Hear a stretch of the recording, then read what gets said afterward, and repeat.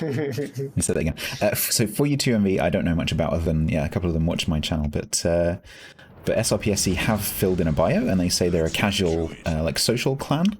They're just basically here to have fun, and they've just recently started doing more competitive. So they're just looking to have good fun and have a couple of good matches. Okay. I was just observing Kremlin from SRP, and he wasn't moving, but now he is. Okay, so what do we have? 4U to Navy, I guess, or something. Thunder, Kremlin, to Des Moines, Venezia, to Stalingrad, Gearing, and Shima.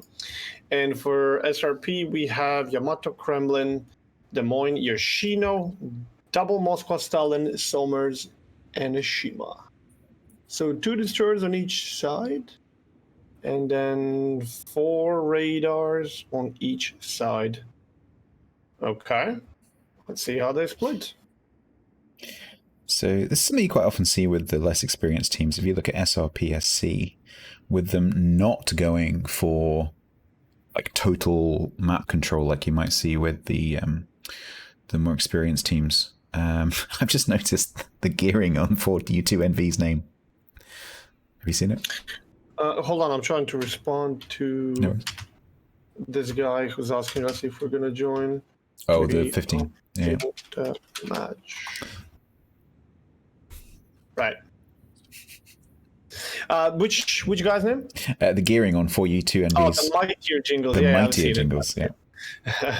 I don't know. Some people just like attention, and they don't know what that attention brings.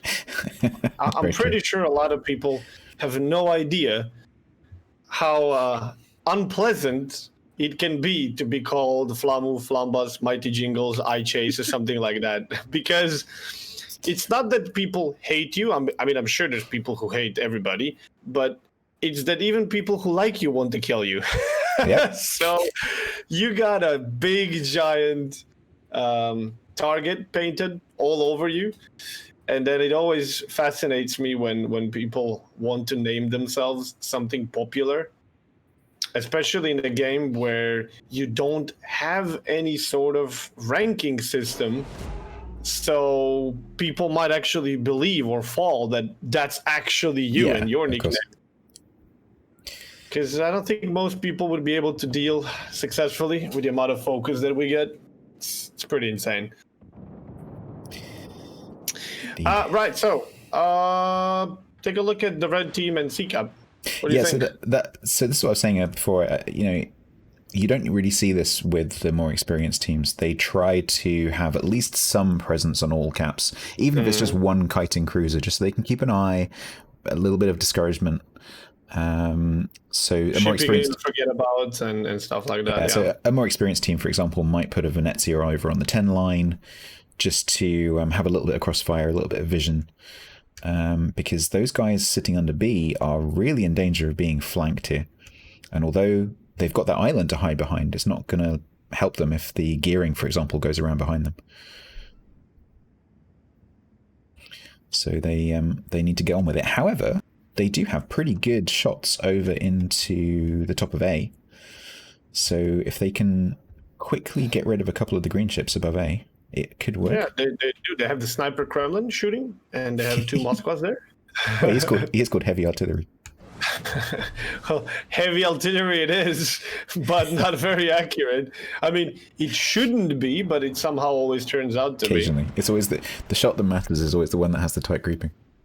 So my biggest question here, if you are the red team, the SRPSC, like, what were you thinking when you designed this strategy? This is not me trying to be like, what were you thinking? This is literally a question. What were you thinking when you were designing this strategy where you're going to have so many ships camping behind B? I mean, they're treating this like a little bunker, basically. Yes, they are, but they're treating this as if nobody can shoot them from A. Yeah.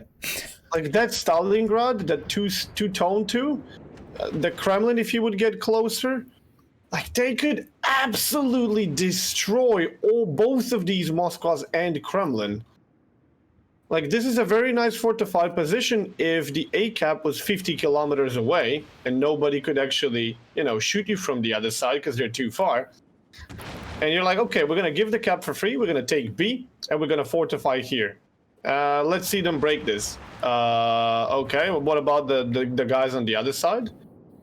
I mean, luckily for them, the guys on the other side are too busy shooting at, I don't know, Yoshino at the moment and Des Moines. But what they should really be doing is that Stalingrad should actually put himself in a position facing B and start murdering those Moskvas. They could really destroy this group in B and then push through and take it, and that's it. Instead, so Blues Boy here in the Stalingrad coming out of Charlie is trying to push this bunker, essentially. And I'm not sure that's a very good plan. Summers is going down to try and block the mightier Jingles. Oh, Moscow's coming out. Questionable. There's a Stalingrad coming. Wait, Fred. You got... Oh my god, dude! Why? It's like they said to the Moskva. It's like they drew some straws and said, "Okay, one of us needs to go out and get the Stalingrad. Who's it going to be?" Dude, what were you thinking? Oh my god! Well, that's a free ship. Okay. So and they've run away. Sorry, they've run away from A as well. If you have a bunker, like let's leave the ships away. Let's really think about infantry, ground, you know, humans on humans fighting. So you build a bunker, and then the enemy pushes, and you decide to walk out of the bunker, go in front of the bunker. How does that work? I don't get it. Yeah. We have a guy ignoring the fact that your bunker doesn't have a back wall. Yeah, it's kind of, it's a wall pretty much. We have a guy that's in front of our wall. Somebody needs to do something. Get in front and get shot. what I can't work out is why they all left A, except the Shima. By the way, what's finally happened? Two-Tone 2 is finally in position, and he's starting to shoot the Moskva. And now they're getting crossfired. Finally, yeah. I don't know why they abandoned. These are the things that an experienced caller would spot much more quickly. So it's good that they've responded to it, but I think an experienced caller would have said, "Okay, those guys there, you can get cross shots. You just need to reverse and change direction." And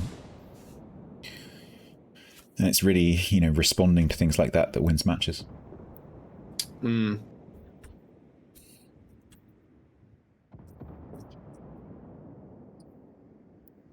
Yeah. Okay.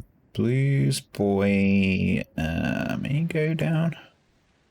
But I mean, that's SRPSC have just, they chose to get flanked on one side at the start, but then they also retreated from A, and so now they're completely surrounded. And this is, when there's 9 ships, you have to have map control. Because angles are everything. Yeah, I don't think the dudes from SRP really understand the crossfire, how this works in this game.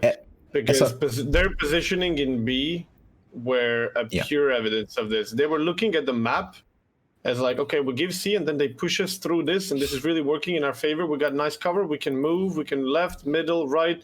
They're not going to be able to break us here. Funny enough, they broke him. They actually broke him here, even without the crossfire. Yep. But if 4U2 was actually playing a bit better, they would have destroyed them. They would have absolutely destroyed them. I mean, they destroyed them anyway, but yeah. So SRP, if you're watching this back, because I know you might be, try and get control of half the map. It doesn't have to be like one continuous half, but you need to spread to stop this, double flanking. If you look at my screen right now, like the way that I position it, I have a feeling that when they were doing the strategy, this is what they were looking at. Okay, ships here, they're getting pushed from here. We got good positions. We can, we can hold. But that's not how you look at the map. This is how you look at the map. This is how you need to look at the map. You need to see this. you need to see this, you need to see this, your team is falling back here, you need to see this. Like, you can't just do this and be like, okay, B and A. Sorry, B and C. Oh, dude, there's also B and A relationship. You have to look at this. And this is why tier 10 can be very, very dangerous, because everybody's got so much firepower and so much range that you're very, very, very rarely ever safe anywhere on the map, especially if you're in the middle of the map. And this entire squad here was in the middle of the map. You gotta know that everybody has shots on you. Wait, when you especially considering you're in huge ships. So you've got ships like Stalingrad, you've got Venezia, you've got Yamato, Shikishima. We're seeing in this tournament, Yoshino, all incredibly long ranged, and they can essentially shoot all three caps from wherever they are. Yeah, very, very often it happens that teams completely forget about the fact that there's the rest of the map. Like, you get focused by thinking that this team is gonna fight this team, that team is gonna fight that team. In tier 10s, once you get to tier 8, you have to start thinking globally. You have to start thinking that any ship could potentially get in a position to endanger any ship. And very often we've seen ships from A murdering ships on C, ships on C absolutely destroying ships on A, and it's like nobody saw it coming. It was a Yamato with a scout plane 30-something kilometers away, absolutely nuking a cruiser. No, the guy never even saw it coming. He was outside of his render range. So you have to be a lot more careful.